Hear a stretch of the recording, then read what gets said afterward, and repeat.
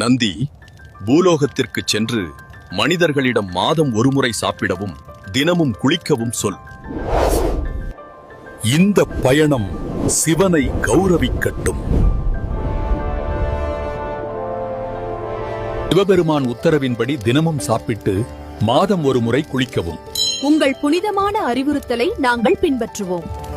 இப்போது தினமும் உணவு பயிரிடுறது கஷ்டமா இருக்க.